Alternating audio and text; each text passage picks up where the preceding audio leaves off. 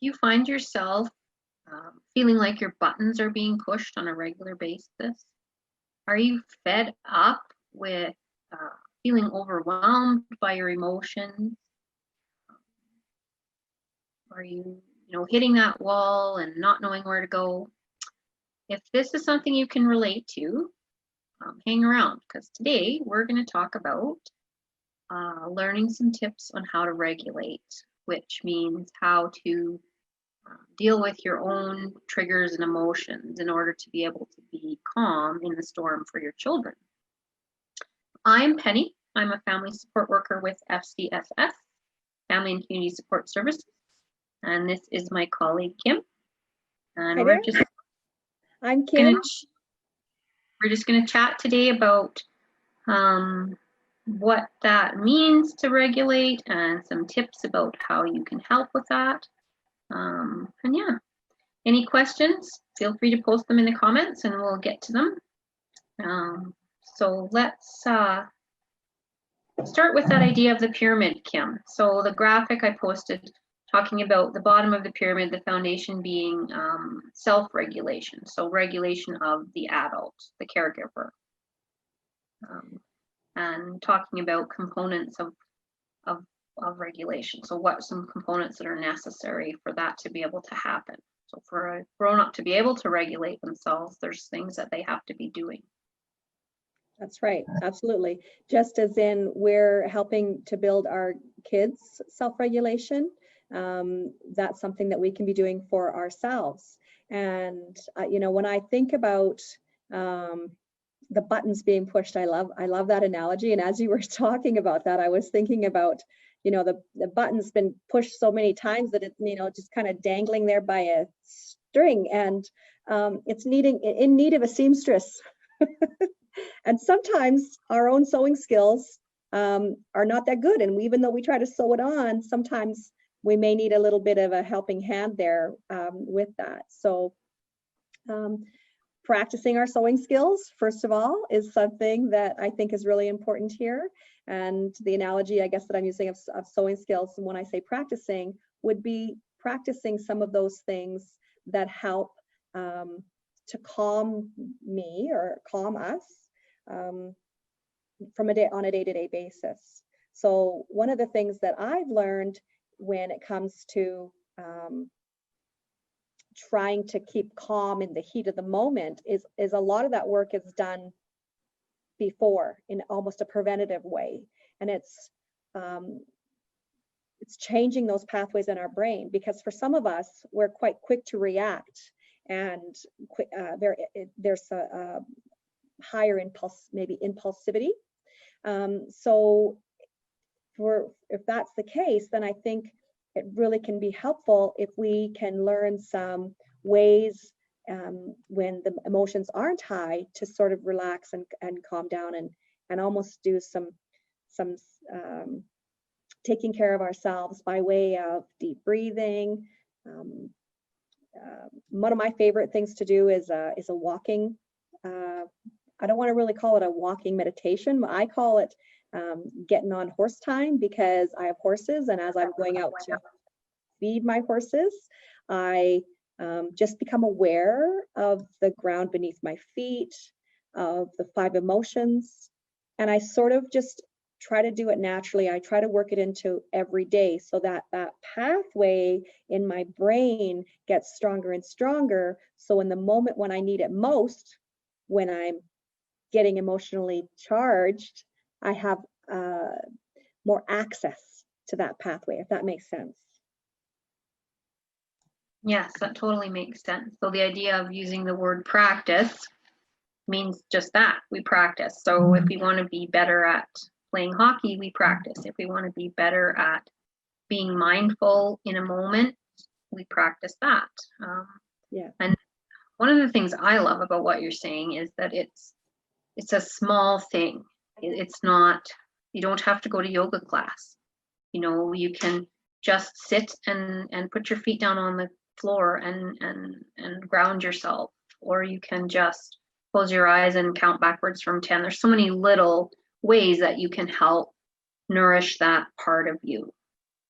So, and what I hear when you talk about that is about how important self-care is in being able to regulate yourself when you need to. So taking care of, those 5 aspects of yourself, your mind, your body, your spirit, your support, and your connections.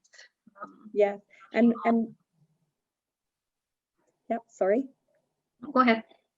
I was just going to say, and finding ways to have a release as well. So you mentioned playing hockey. That's a great physical way to kind of, have a release. For me, it could be walking. It could be doing yoga, and it's a practice. Nobody gets out there and can be, play hockey until you have to practice it. For me, starting to do yoga, it's a practice. And the more I do it, and I become a little bit, it comes easier to me.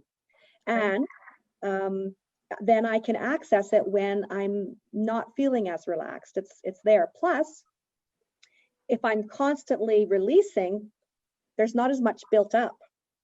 So then my impulsivity, it can be lowered by that as well.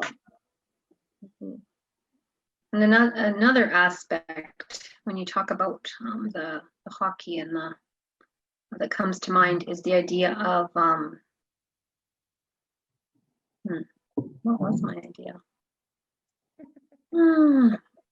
One thing, if I could take this opportunity to say something that I was thinking of, which was in the moment, in the heat of the moment, when you're starting to, if you can catch it even before that, you can start to realize that you're plugging into that situation, or that one of the things that I like to do is I like to become aware of where I hold my stress. Where is it? And for me, I keep doing that. It's my jaw. I start to clench my jaw when I start to feel that I'm plugging in, because at first I didn't even know that I was plugging in. I just, got upset or whatever and thought it was because somebody did something. Well, somebody did something, yes, but I didn't have to plug into that. I did, right? So I first had to realize that I was plugging in. So where in your body do you feel that kind of energy? Is it in your shoulders? Is it in your jaw? Where is it in your tummy? Start to become aware. And so when you're doing your yoga or you're walking, for me it's walking or being out in nature, I just start to become aware of what I'm feeling, so that I can then recognize, oh, I'm feeling tension in my jaw. Because for many of us, we just go through about our day not even realizing what we're feeling. So the practice of becoming, walking, becoming aware of the 5 senses as we're going out to do chores, or as we're, something repetitive that we do every day so that we remember to do it. It helps tune us in so that we can become aware of our physical, how we're feeling physically, but also how we're feeling emotionally. Yes. Awareness is key. And that's what I'm hearing you talk about, is that awareness of a simple awareness. And what I was trying to come up with earlier was self-talk being another really important way to care for yourself. And it kind of ties in a little bit with that idea of talking to yourself the way you talk to the people that you love, your best friend, and that idea of creating the self-care around talking well to yourself. Oh, and awareness, not being a judgment. That's where I was going with that. Oh, forgive me, people, today. I'm having a bit of a mind day. The idea that when you become aware of something, you don't have to put a judgment on that thing, right? The idea of awareness is, oh, I'm really ticked off, or I'm really whatever. And that's kind of where it can stop. It doesn't have to be, well, I shouldn't be, or I should be, or... Right. So those little moments when you can be mindful and be aware where it is in your body, or what you're feeling, or that you're even feeling something. Because for everybody, it's a different place you're going to start. The idea being it's so small that anybody can start. And talking to yourself kindly. And the other idea being that a lot of focus is often on teaching parents how to teach their children, right? So yes. we're teaching you how to teach your children to self-regulate. When, you know, if the idea is modeling, which, you know, Triple P is all about, you know, modeling the behaviors you want to see, then I think we need to help parents, you know, or support parents in discovering what that looks like for them. So how do I do this? How do I regulate my feelings when I feel like I'm gonna, you know, lose it because my kids are arguing for the 15th time over who got the bigger piece of brownie, or you name it, who got more screen time. Yeah. You just want to totally lose it on your kids because you're fed up. So you've mentioned, you know, preparing in advance, taking care of yourself. Let's talk a little bit about right in that moment when things are about to explode. Yeah, and first of all, I do want to also say too, to be kind to yourself when you do lose it, because there are going to be times that we do. So even though we know that, you know, we're to remain calm, and that's the way we want to model to our children, ideally, we all know that, but sometimes we still flip our lid. And to be kind to ourselves. One of the things I like to say when I hear somebody that I care about saying something mean to themselves, Penny, is I like to say, I'm not going to let you talk to somebody that I love that way. And I'd say it with a smile on my face, and then I you know, I don't mean it in a condescending way or anything, but I just want you to know that we got to talk nice to ourselves, like you say, and be less judgmental. So when that happens and we sort of lose our temper, I guess, we have to understand that oftentimes when it comes to parenting, it's like hills and valleys. And we can't parent perfectly all the time. We can't be that perfect person all the time. If we manage to pull that off, we're actually not doing ourselves or anybody else any favors, because oftentimes our biggest growth in life, our biggest personal growth can come in those challenges and in those valleys, right?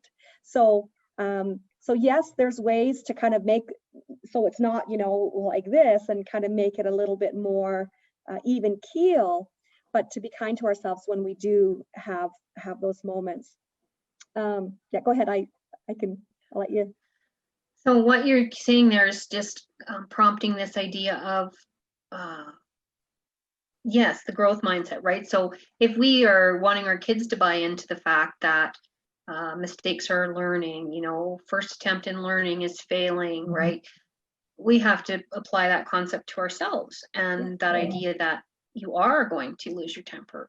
I guess what we're wanting to prevent is that becoming over the top into, you know, verbally or physically acting out your frustration on other people, right? So to the point where our temper is dangling there by a string, right? So trying to bring it down to the fact that and you're right, you are going to. And that's the other beautiful part, is all of this is lessons for you, and then your children can have the beauty of seeing you apologize and do your repair, and that's a lesson for them.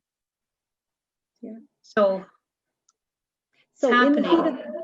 in the heat of the moment, when what I like to tell myself when I feel my jaw, and sometimes I don't even feel that. Sometimes I just skip right to that, and I'm there. It happens less and less. The more self-care that I do, the more mind walking and being aware of my body, it's happening less and less, but it still can happen. And when it does, what I once heard, do no harm. And that has stuck with me. And so when I get to that point where I'm young and I'm ready to just lose it, or if I have already lost it, I can access that do no harm. If I can get there before I lose it, that's the most ideal. Doesn't always happen.